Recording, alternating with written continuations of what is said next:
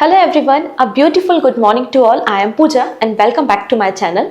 और आज के दिन हम डिस्कस करेंगे 7th and 8th of July के सभी इंपॉर्टेंट करंट अफेयर्स को, क्योंकि 7th ऑफ जुलाई को संडे था तो हमारा डेली करंट अफेयर्स नहीं हुआ था, लेकिन 7th ऑफ जुलाई को हमने 3 इंपॉर्टेंट वीडियो डिस्कस किए हैं। आई होप आपने देख लिए होंगे।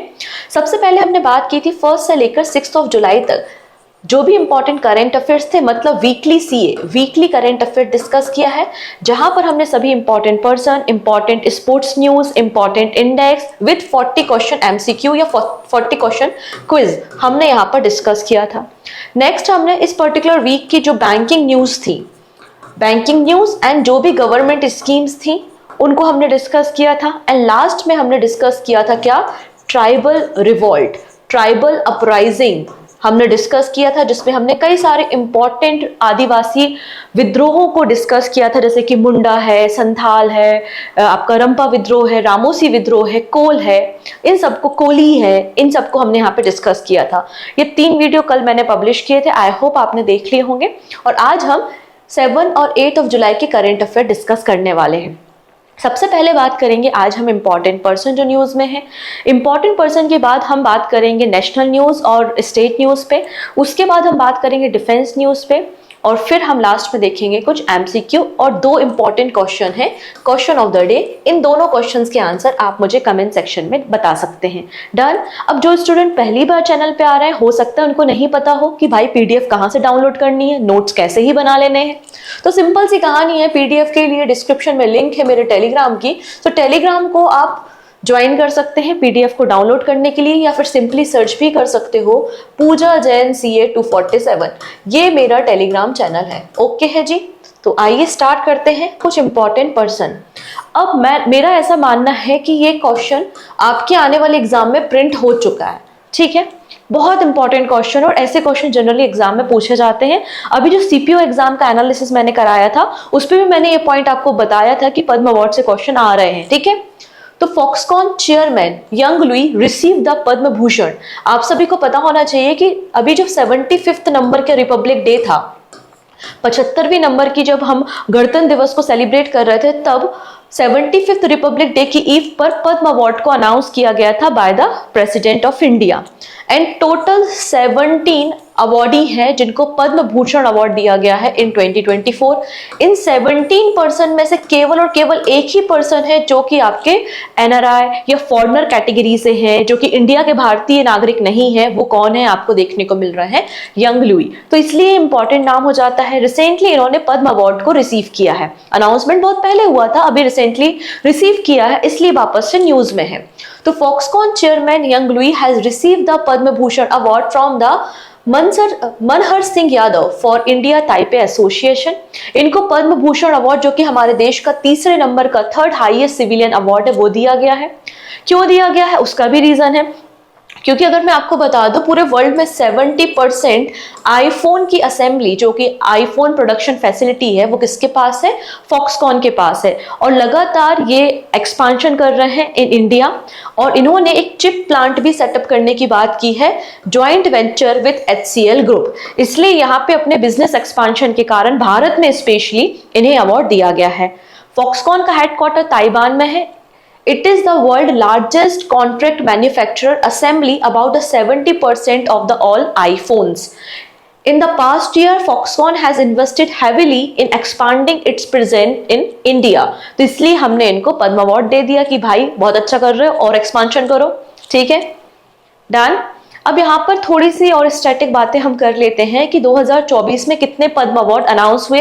132 पद्म अवार्ड्स दिए गए हैं, जिनमें से 5 पद्म विभूषण, 17 पद्म भूषण और 110 पद्मश्री अवार्ड है। इन टोटल अवार्ड्स में से 30 अवार्डी वीमेंस हैं और 8 ऐसे पर्सन हैं जिनको फॉरेनर कैटेगरी, एनआरआई कैटेगरी या OCI कैटेगरी में अवार्ड मिले हैं। इन 8 पर्सन में से एक आपके पद्म भूषण वाले हैं और 7 आपके पद्मश्री हैं। और पद्म भूषण वाले भाई साहब को मैंने बता दिया है, यंग लुई उनका नाम है, ठीक है। डन। चलिए, अब कुछ समय पहले हमने डिस्कशन किया था कि ईरान के प्रेसिडेंट थे इब्राहिम रईसी, और हेलीकॉप्टर क्रैश में इनकी डेथ हो गई थी, तो तब से ये पोजीशन थोड़ा सा खाली थी। फाइनली यहाँ पे ईरान में इलेक्शन हुए हैं और नए प्रेसिडेंट ईरान के इलेक्ट हुए हैं, जिनका नाम क्या है, मसूद पेजेस्कियन। ठीक है, मसूद पेजेस्कियन आपको यहाँ पे न्यू प्रेसिडेंट देखने को मिले ईरान के। और ईरान का जो प्रेसिडेंट होता है उनका जो टेन्योर है वो 4 इयर्स का होता है और ये एलिजिबल होते हैं री इलेक्शन के लिए। ठीक है, ईरान की कैपिटल तेहरान है, करेंसी आपको रियाल देखने को मिल जाएगी। नेक्स्ट बात करेंगे अरुणाचल प्रदेश के गवर्नर के बारे में। कौन है भाई गवर्नर? लेफ्टिनेंट जनरल केटी पटनायक। रिसेंटली उन्होंने एक बुक लॉन्च की है based on the Kargil war. जो 1999 में कारगिल वॉर हुई थी और ऑपरेशन विजय को लॉन्च किया गया था, तो उसका जो इनसाइड स्टोरी है, जो कहानियां हैं, वो बेसिकली इस बुक में मेंशन है। ठीक है, जिसका नाम है the turning point, Kargil war the turning point. इसको रिसेंटली लॉन्च किया गया है। ऑथर कौन है? तो Vir Chakra awardee late colonel M B. Ravindranath इसके ऑथर आपको देखने को मिल जाएंगे। चलिए अगला नाम हम यहाँ पे देखते हैं स्वप्ना कलिंगल का। स्वप्ना कलिंगल को रिसेंटली स्पाइस अवार्ड 2024 दिया है, जो कि केरला से बिलोंग करती है, त्रिशूर से बिलोंग करती हैं। और ये अवार्ड किसने स्टार्ट किया है, किसने दिया है? तो ICAR, Indian institute of spices research ने। ये 6 नंबर का अवार्ड सेरेमनी था। क्यों दिया गया है? For promoting a sustainable spice based cropping system, इसलिए इनको अवार्ड दिया गया है। ठीक है, अब यहाँ पर आप लोगों ने न्यूज में देख ही लिया होगा कि प्रेसिडेंट द्रौपदी मुर्मू ने गैलेंट्री अवार्ड्स भी डिस्ट्रीब्यूट किए हैं फर्स्ट फेज में, क्योंकि टोटल 80 अवार्ड डिस्ट्रीब्यूट करने, तो फेज 1 में आधे अवार्ड्स को डिस्ट्रीब्यूट किया है, फिर मे भी बाद में रिमेनिंग अवार्ड्स को डिस्ट्रीब्यूट किया जाएगा। तो हमको अवार्डीज का नाम नहीं याद रखना है, क्योंकि हमारा काम नहीं है कि 80 लोगों के नाम हम याद रख पाए, क्योंकि इतना आसान नहीं है ये सब ना। तो हमको बस इतना देखना है कि फर्स्ट फेज में रिसेंटली 10 कीर्ति चक्र और यहाँ पे 27 शौर्य चक्र को दिया गया है। कीर्ति चक्र इंडिया का second highest peace time gallantry award है। तो ये जो वीरता पुरस्कार होते हैं वो 2 कैटेगरी में होते हैं, एक वॉर के समय और एक पीस टाइम में। तो वॉर के समय में जो सबसे बड़े अवार्ड होते हैं वो परमवीर चक्र, महावीर चक्र और वीर चक्र होता है। वहीं पीस टाइम में जो सबसे बड़े गैलेंट्री अवार्ड है वो अशोक चक्र, कीर्ति चक्र और शौर्य चक्र आपको देखने को मिल जाएगा। तो अभी हम कीर्ति चक्र एंड शौर्य चक्र के बारे में बातें कर रहे थे। ठीक है, परमवीर चक्र, महावीर चक्र और वीर चक्र, इनकी शुरुआत कब हुई थी? तो 26 जनवरी 1950 में इनकी शुरुआत की गई थी और ये 15 अगस्त 1947 से इफेक्ट में आए थे। वहीं अगर हम अशोक चक्र की बात करते हैं तो इसका हम क्लास 1, क्लास 2 और क्लास 3 कैटेगरी में अवार्ड्स देते थे। 1952 में स्टार्ट किया था, बाद में हमने इनका नाम चेंज करके क्लास 1 को अशोक चक्र रखा, क्लास 2 को कीर्ति चक्र और क्लास 3 को हमने क्या कर दिया? शौर्य चक्र कर दिया। कब? 1967 में। तो ये कुछ आपके स्टैटिक पॉइंट्स यहाँ से रेडी हो जाते हैं। ठीक है, चलिए अब आप लोगों ने रिसेंटली हथरस के इंसिडेंट के बारे में डेफिनेटली सुना होगा कि हथरस में एक सत्संग था जिसमें बहुत सारे 2.5 लाख से ज्यादा डिवोटीज आए हुए थे और अचानक से भगदड़ मच गई, पैनिक हो गया और उस पैनिक में 100+ लोगों की जान चली गई। ठीक है, अब ये पैनिक क्यों क्रिएट हुआ?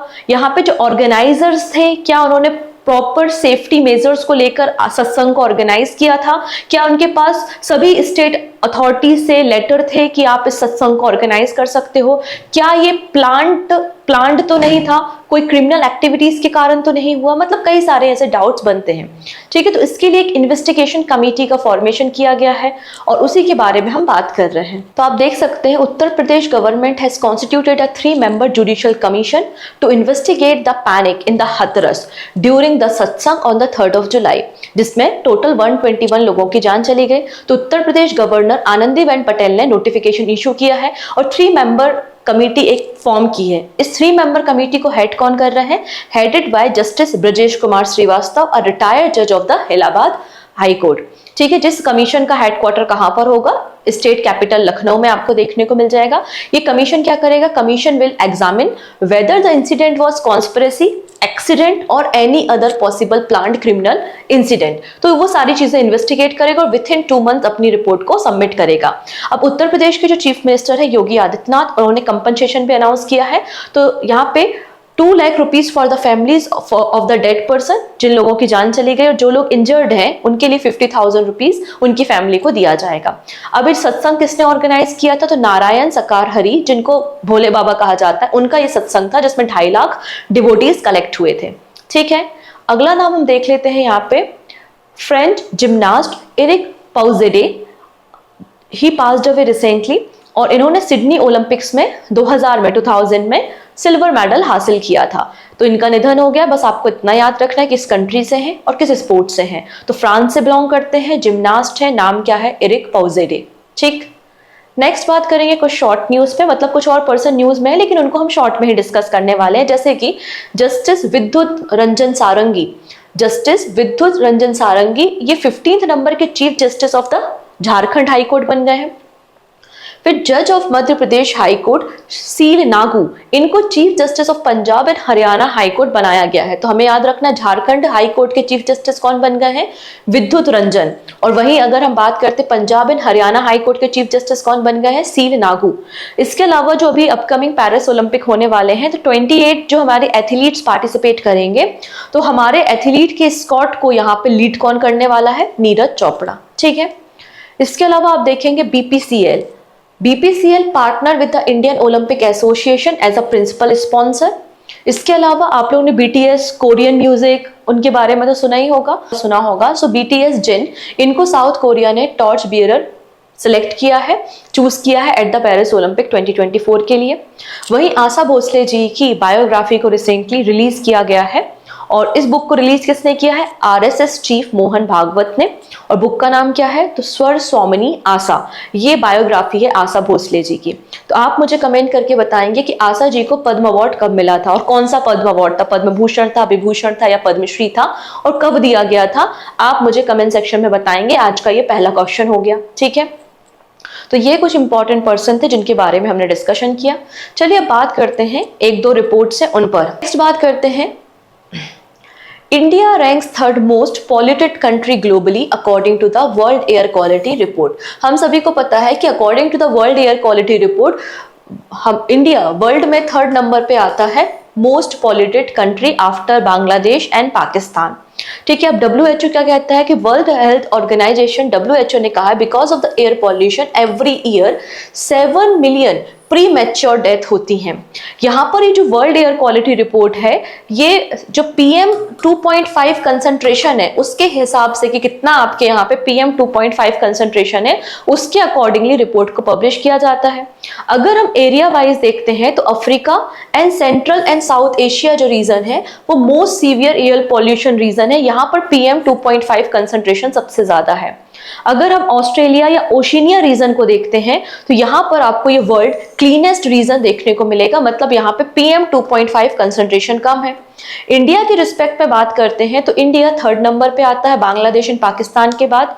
और इंडिया का जो PM 2.5 कंसंट्रेशन है वो इंक्रीज हुआ है 2022 के कंपैरिजन में, कितना हो गया है 54.4 माइक्रोग्राम पर मीटर क्यूब। ओके, इसमें कहा है कि दिल्ली में एवरी ईयर जो डेथ्स होती हैं 11.5% death because of air pollution होती है, जो कि हाईएस्ट है किसी भी सिटी में इंडिया में। अब यहाँ पे AQI की स्केलिंग की जाती है। ठीक है, अलग अलग स्केलिंग होती है, आप देख सकते हैं। अगर 0 से 50 के बीच में AQI है मतलब गुड है, मॉडरेट का मतलब 51 to 100 होता है, unhealthy for the sensitive group. इसमें आपको इंडियन सिटीज देखने को मिल रही है, दिल्ली इस कैटेगरी में है जिसमें 100 to 150 AQI है, unhealthy 150 to 200, very unhealthy 200 to 300 और हजार्डियस 300 प्लस AQI जब होता है। तो आप यहाँ पे top most polluted cities in the world देख सकते हो कौन कौन सी हैं। पहला है किन्शासा जो कि डेमोक्रेटिक रिपब्लिक ऑफ कॉन्गो में है, देन बीजिंग है, देन लाहौर पाकिस्तान में है। अगर हम टॉप 5 में देखें तो टॉप 5 में इंडियन तो नहीं है, लेकिन टॉप 10 में जरूर आपको दिल्ली देखने को मिलेगा 6th पोजीशन में। ठीक है, जिसका AQI 133 है। ये टॉप आपको क्लीनेस्ट सिटीज देखने को मिलेंगी जिसमें PM 2.5 कंसंट्रेशन कम है और जिनका AQI भी 0 से 50 के बीच में लाई करता है। Sydney Australia with 10, Auckland New Zealand and Bratislava in Slovakia. Done इतनी चीजें। चलिए नेक्स्ट देख लेते हैं। UN data shows China leading in the global generative AI patent. यहाँ पर यूनाइटेड नेशन का डेटा पब्लिश हुआ है और यूनाइटेड नेशन ने कहा है कि चाइना पूरे वर्ल्ड में सबसे फास्टर वे में सबसे जल्दी जनरेटिव AI के पेटेंट करा रहा है और चाइना फर्स्ट नंबर पे है पेटेंट कराने के मामले में, जनरेटिव AI के मामले में। सेकेंड नंबर पे USA है और यहाँ पे ये इंफॉर्मेशन भी दी गई है कि साउथ कोरिया थर्ड पोजीशन पे, जापान फोर्थ पोजीशन पे और इंडिया आपको 5th पोजीशन पे देखने को मिल जाएगा। ठीक है, जनरेटिव AI क्या होता है? एडवांस एल्गोरिथम है that can learn from the current data set, जो भी करेंट डॉक्यूमेंट आपके पास है, गूगल पे जो भी डेटा अवेलेबल है उससे वो लर्न करता है और टेक्स्ट, इमेज, म्यूजिक और कंप्यूटर कोड को जनरेट करता है। ठीक है, चलिए अब बात करते हैं ईपीएस। आप लोगों ने डेफिनेटली ईपीएफ या ईपीएस के बारे में जरूर सुना होगा। अगर आप लोगों के पेरेंट्स ऑब्वियसली बात है किसी सरकारी जॉब में है तो डेफिनेटली इस टर्म को हमने सुना है। ठीक है, तो एम्प्लॉय पेंशन स्कीम 1995 की स्कीम है। रिसेंटली इसमें कुछ अमेंडमेंट किए गए हैं, इसलिए आपको ये स्कीम न्यूज में देखने को मिलेगी। So employ pension scheme work करती है under the ministry of labour and employment, has amended the employ pension scheme 1995 to give proportionate withdrawal benefit to the member with less than 6 month of contributory service। अगर किसी व्यक्ति ने 6 महीने से कम यहाँ पे contributory सर्विस की है, मतलब सर्विसेज दी हैं और उनका जो पीएफ अकाउंट मतलब जो ईपीएफ है वो कटा हुआ है, तो आप यहाँ पे कुछ परसेंटेज उससे विड्रॉ कर सकते हो। To give proportionate withdrawal benefit to the member with less than 6 month of the contributory service. अगर हम ईपीएस की बात करें तो ईपीएस को इंट्रोड्यूस किया गया था 1995 में with the main aim of helping employ in the organised sector. इसमें 12% का कंट्रीब्यूशन एम्प्लॉय भी करता है और एम्प्लॉयर भी करता है। ठीक है, अपनी जो बेसिक सैलरी और डीए होता है उसका 12% बेसिकली ईपीएफ में जाता है। जो भी यहाँ पे एलिजिबल होते हैं ईपीएफ मतलब एम्प्लॉय प्रोविडेंट फंड के लिए, वो ऑटोमेटिकली क्वालिफाई हो जाते हैं फॉर ईपीएस। ठीक है, जिसकी nodal ministry of labour and employment है। ये क्यों किया जाता है? जिससे रिटायरमेंट के बाद आपको एक पेंशन मिल सके। सिंपल सी बात है। ठीक है, to provide a post retirement pension to employ in the organise sector starting at age 58। तो जब कोई व्यक्ति 58 ईयर का हो जाता है तो उसके बाद उसको पेंशन दी जाती है। Must have attend the age of 50 year for an early pension and 58 year for the regular pension. और यहाँ पे complete at least 10 year of services आपको कंप्लीट करना जरूरी है, तभी आपको यहाँ पे ईपीएफ का फायदा मिलेगा। ठीक है, डन। चलिए, अब हम सभी लोगों ने इजिप्ट के पिरामिड्स के बारे में डेफिनेटली सुना है। इजिप्ट के पिरामिड्स में क्या है? बेसिकली एक बरियल साइट है ना, जो इजिप्ट के जो भी फेरोज थे उनका ग्रेव्स आपको वहां पे देखने को मिलती है। वैसे ही अगर हम असम में बात करते हैं तो असम में थी अहोम डायनेस्टी। तो अहोम डायनेस्टी के बारे में हमने कई बार डिस्कशन किया है, हमने लचित बरफुकन के ऊपर भी डिस्कशन किया है। तो अहोम डायनेस्टी के जो रॉयल फैमिली के मेंबर्स थे उनका बरियल साइट या उनकी जो ग्रेव्स हैं वो कहाँ पर है? वो है आपके मोइडेम में, और इसको यूनेस्को वर्ल्ड हेरिटेज लिस्ट में इंक्लूड करने की रिकमेंडेशन दी गई है। ठीक है, Ahom moidam recommended for the inclusion in the UNESCO world heritage list. ये रिकमेंडेशन किसने दी है? तो recommended for inclusion in the UNESCO world heritage list by its international advisory body international council on monuments and site. ठीक है, अगर हम इस साइट के बारे में बात करें तो इस साइट को 2014 में टेंटेटिव लिस्ट में शामिल किया गया था। अब मेन लिस्ट में शामिल की जाने की बात हो रही है। अगर ये यूनेस्को वर्ल्ड हेरिटेज साइट बन जाती है तो ये हमारे इंडिया की 43rd नंबर की साइट होगी और आसाम स्टेट की ये 3rd नंबर की साइट होगी, क्योंकि इसके पहले काजीरंगा नेशनल पार्क और Manas national park already UNESCO heritage site में शामिल हो चुके हैं। ठीक है, इतनी चीजें। अगर बात करेंगे international council on monument and site, जिसका फॉर्मेशन 1965 में हुआ था वर्सो पोलैंड में, और एक एडवाइजरी बॉडी है जो एडवाइज करती है on the world heritage site. Okay, चलिए अब बात करते हैं रक्षा राज्य मंत्री Sanjay Seth flags in successful expedition team of NCC girls and boys cadre to the mount Kang Yatse 2। तो हमारे लिए इंपॉर्टेंट है कि ये माउंटेन है कहाँ पे, जहां पे एनसीसी की टीम गई हुई थी और कंप्लीटली सक्सेसफुल अपना कैंपेन करके वापस लौट गई है। ठीक है, एनसीसी का फॉर्मेशन 1948 में under the ministry of defence हुआ था, न्यू दिल्ली में इसका हेडक्वार्टर है। ठीक है, हम बात कर रहे हैं यहाँ पे माउंट कैंग यात्से 2। ठीक है, जो कि लगभग 6400 मीटर है इसका टोटल एलिवेशन। ये आपको मारखा वैली में देखने को मिलेगा, लद्दाख रीजन में, और it is located in the Hamish national park, जहां पर NCC girls and boys cadre की टीम एक्सपीडिशन के लिए गई थी, फाइनली कंप्लीट करके लौटकर आ गई है। ठीक है, चलिए अब बात करते हैं, यहाँ पे एक और स्कीम है जिसपे हम डिस्कशन करेंगे, लेकिन पहले न्यूज देखते हैं। Tamil Nadu sign a pact with the ministry of defence to set up defence testing centre. ठीक है, ये बेसिकली न्यूज आपको देखने को मिल रही है under the defence testing infrastructure scheme. तो ये जो डिफेंस टेस्टिंग इंफ्रास्ट्रक्चर स्कीम है इसको 2020 में मिनिस्ट्री ऑफ डिफेंस ने लॉन्च किया था विद 400 करोड़ रुपीस बजट। ठीक है, नाम से समझ में आ रहा है कि हमें डिफेंस इक्विपमेंट की टेस्टिंग फैसिलिटीज को रेडी करना है, जिससे फायदा क्या होगा, इससे फायदा ये होगा कि हम इंडिजीनियसली डिफेंस प्रोडक्शन कर सकते हैं, अपने प्रोडक्शन को इंक्रीज करके उसके एक्सपोर्ट को इंक्रीज कर सकते हैं, हमको मिलिट्री इक्विपमेंट को इंपोर्ट नहीं करना पड़ेगा और हम सेल्फ सफिशिएंट हो जाएंगे। यही इसका पर्पस है, सिंपल सी बात है। और यहाँ पर ये जो पूरा टेस्टिंग फैसिलिटीज होंगी, ये सेंट्रल गवर्नमेंट का कॉन्ट्रीब्यूशन, स्टेट गवर्नमेंट का कॉन्ट्रीब्यूशन और अगर कोई प्राइवेट कंपनी है तो उनके कॉन्ट्रीब्यूशन से इन टेस्टिंग फैसिलिटीज को रेडी किया जाएगा। तो यहां पर मिनिस्ट्री ऑफ डिफेंस ने रिसेंटली MOU साइन किया है under the defence testing infrastructure scheme to set up 3 state of the art testing facility in the Chennai under the Tamil Nadu defence industrial corridor. तो टोटल यहाँ पे 7 टेस्टिंग फैसिलिटीज बनानी है, जिसके लिए अप्रूवल मिला है। 4 बनेंगे तमिलनाडु में, 3 बनेंगे उत्तर प्रदेश में। फंडिंग पैटर्न क्या होता है, तो 75% फंडिंग गवर्नमेंट करती है, सेंट्रल गवर्नमेंट, और रिमेनिंग 25% फंडिंग होती है वो प्राइवेट एंटिटी या फिर स्टेट गवर्नमेंट करती है। सिंपल। चलो अब बात करेंगे NCPCR के बारे में, मतलब national commission for protection of child rights. इन्होंने रिसेंटली डिक्लेयर किया है कि mica mines in the Jharkhand child labour free. मतलब जो माइका माइंस है झारखंड में, कोडरमा डिस्ट्रिक्ट में, वहां पे अब कोई भी बच्चा काम नहीं करता जिसकी एज 14 साल से कम है। मतलब ये पूरा mine area child labour free declare किया गया है रिसेंटली बाय द NCPCR। ठीक है, working children up to the 14 year of the age are called the child labour in the India.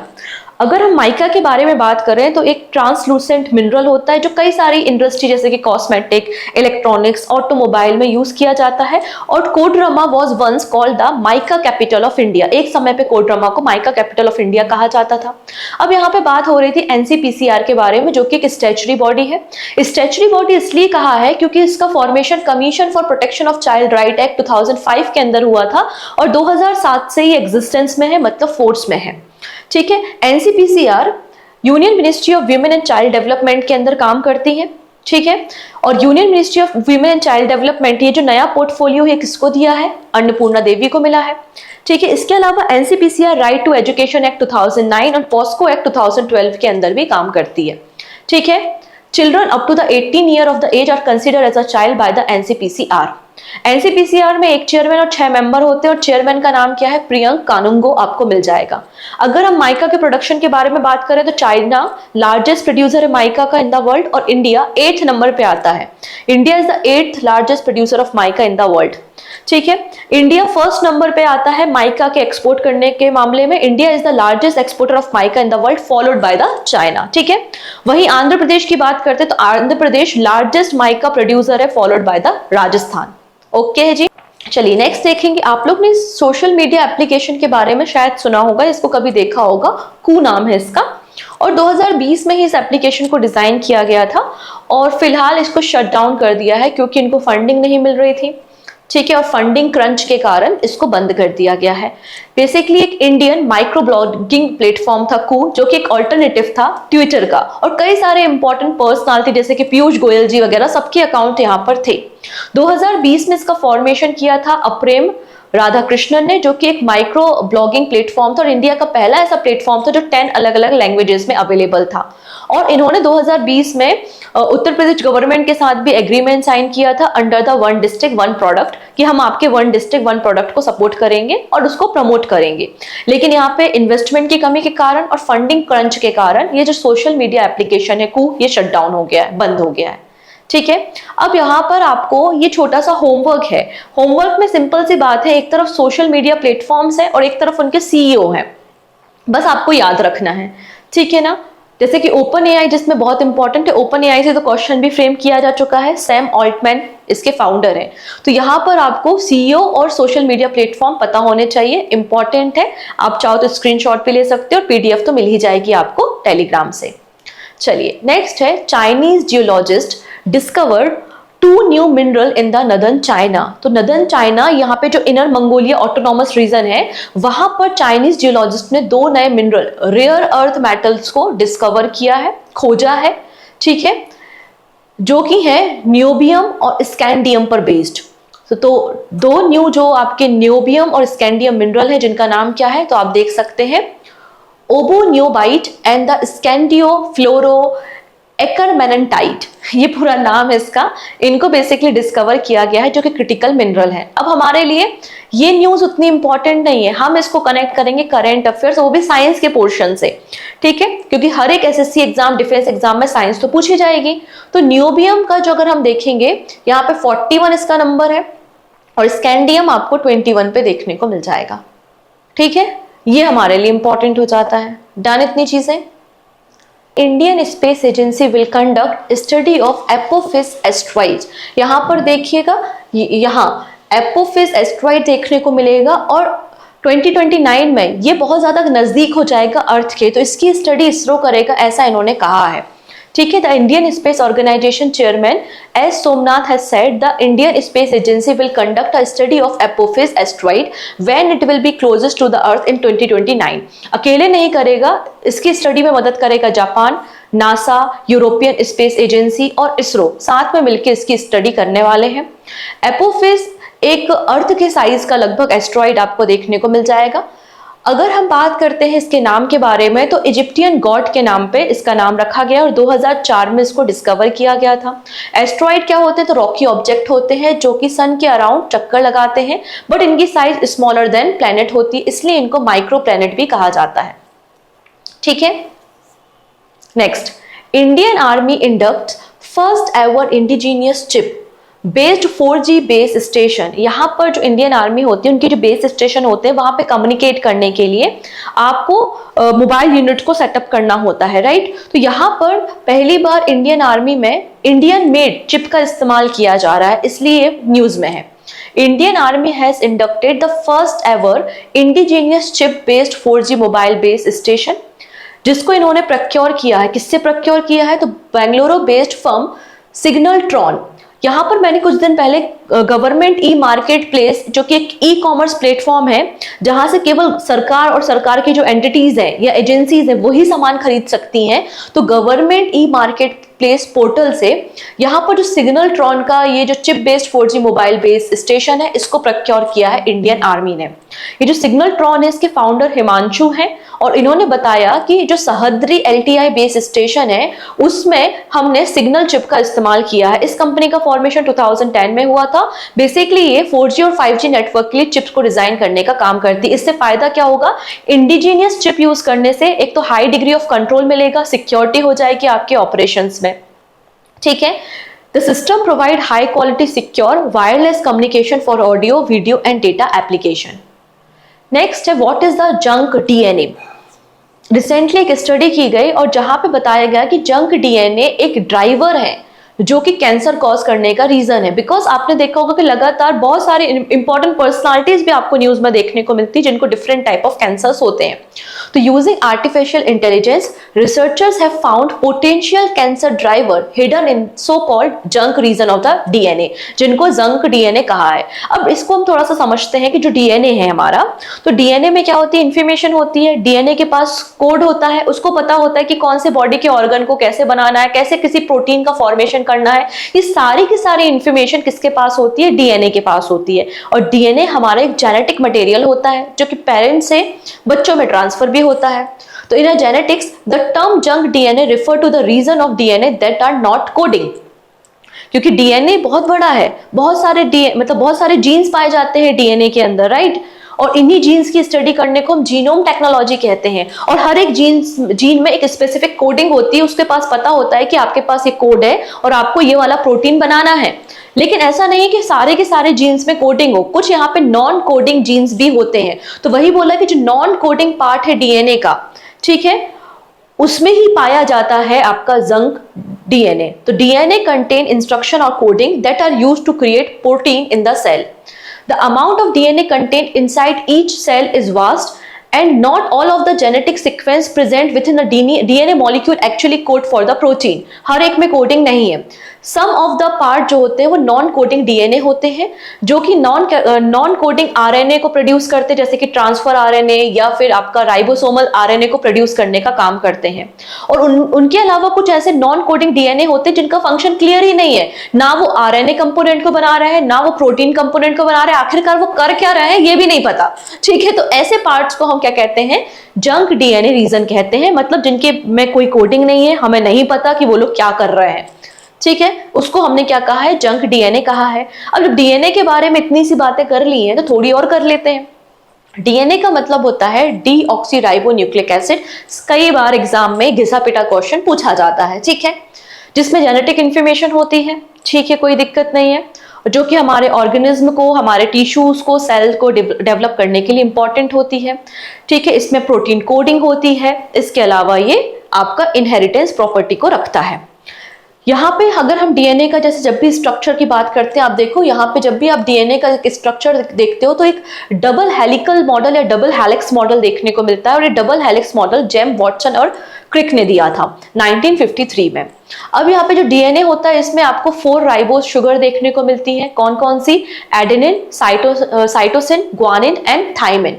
जिसमें ये जो बॉन्ड होता है वो एडेनिन और थाइमिन के बीच में डबल बॉन्ड और साइटोसिन और ग्वानिन के बीच में भी डबल बॉन्ड, मतलब केमिकल पेयर पाए जाते हैं। तो प्रोटीन या शुगर्स का जो नाम है राइबोस शुगर, इनके नाम भी पूछे जाते हैं कि डीएनए में कौन कौन सी शुगर होती है। तो एडेनिन, साइटोसिन, ग्वानिन और थाइमिन पाई जाती है। ठीक है, चलिए अब बात करते हैं कुछ एमसीक्यू के बारे में। पहला क्वेश्चन है, who has been recently appointed as the chief spokesperson of the central government. यहाँ पे ये वही व्यक्ति है जिनको अभी डायरेक्टर जनरल ऑफ पीआईबी बनाया गया था। और मैंने वीकली करंट अफेयर्स में भी आपको डायरेक्टर जनरल ऑफ पीआईबी के बारे में बताया है। कौन है ये? धीरेन्द्र ओझा। ऑप्शन ए बिल्कुल करेक्ट है। नेक्स्ट है, नीति आयोग ने रिसेंटली 3 मंथ्स का संपूर्णता अभियान लॉन्च किया है to achieve saturation in each of the 6 identified indicator in the blank aspirational district and the blank aspirational block. तो 112 डिस्ट्रिक्ट है, 500 ब्लॉक है, मतलब ऑप्शन सी बिल्कुल करेक्ट है। लोकपथ मोबाइल एप्लीकेशन किस गवर्नमेंट ने लॉन्च की है फॉर रिजॉल्विंग रोड प्रॉब्लम्स? तो आंसर हो जाएगा मध्य प्रदेश गवर्नमेंट। नेक्स्ट है, With whom has the Indian Olympic Association partnered with the Olympic Games? तो आंसर हो जाएगा BPCL। अभी हमने डिस्कस किया था शॉर्ट न्यूज में। सर कियर स्टारमर रिसेंटली किस कंट्री के न्यू प्राइम मिनिस्टर बने हैं? तो यूके के बने हैं। ऑप्शन ए बिल्कुल करेक्ट हो जाएगा। और इन्होंने ऋषि सुनक को रिप्लेस करने का काम किया है। सील नागू रिसेंटली किस स्टेट के chief justice of high court बन गए हैं? तो आंसर हो जाएगा Punjab and Haryana high court के चीफ जस्टिस बन गए हैं। नेक्स्ट है, नेशनल मेडिकल कमीशन के चेयरमैन किसे बनाया गया है? तो नेशनल मेडिकल कमीशन के चेयरमैन डॉक्टर VN गंगाधर को बनाया है। ऑप्शन डी बिल्कुल करेक्ट हो जाएगा। नेक्स्ट है, union home minister and minister of corporation Amit Shah, इन्होंने सहकर से समृद्धि कॉन्फ्रेंस को एड्रेस किया था on the occasion of 102 international day of cooperatives. International day of cooperatives को बेसिकली जो फर्स्ट सैटरडे होता है ना जुलाई मंथ का, जो कि 6 जुलाई को था, तब इसको मनाया जाता है। 102 नंबर का एडिशन था और इसको एड्रेस करने का काम गांधीनगर गुजरात में अमित शाह ने किया था, जिसकी थीम क्या थी? Cooperatives build a better future for all. इसके अलावा 6 जुलाई को एक और इंपॉर्टेंट डे हमने सेलिब्रेट किया था, which is world zoonosis day, जिसकी थीम थी one world one health prevent zoonosis. Next है, इंडिया का डिफेंस प्रोडक्शन FY24 में कितना रहा है? हमने डिस्कशन किया था। अभी तक का लार्जेस्ट प्रोडक्शन रहा है इंडिया का डिफेंस सेक्टर में, which is 1.27 lakh crore rupees का। और ये आपके हो गए क्वेश्चन ऑफ द डे। ठीक है, तो टोटल 3 क्वेश्चन आपको मिल गए हैं आज। पहला क्वेश्चन मैंने पूछा था कि आशा जी को पद्म अवार्ड कब दिया गया था। अगला क्वेश्चन है, वर्ल्ड की पहली CNG powered motorcycle recently launch की गई है बाय द नितिन गडकरी। किस कंपनी ने इसको बनाया है? हमने पहले प्रीवियस जो करंट अफेयर्स उनमें इसको डिस्कस किया है। एंड डूरंड कप जो कि 133rd एडिशन है, ये कप किससे एसोसिएटेड है, मतलब किस गेम से संबंधित है? तो इसका आंसर भी आप कमेंट सेक्शन में देंगे। डन। तो ये हो गया आज का हमारा करंट अफेयर्स। आई होप आपको सारी बातें समझ में आई होंगी। सो मिलते हैं नेक्स्ट वीडियो में। प्लीज जाते जाते लिंक को शेयर करके जाएंगे, क्योंकि बहुत ही बिगिनिंग है और मुझे बहुत सारे सपोर्ट की रिक्वायरमेंट है। Okay, so take care and bye bye.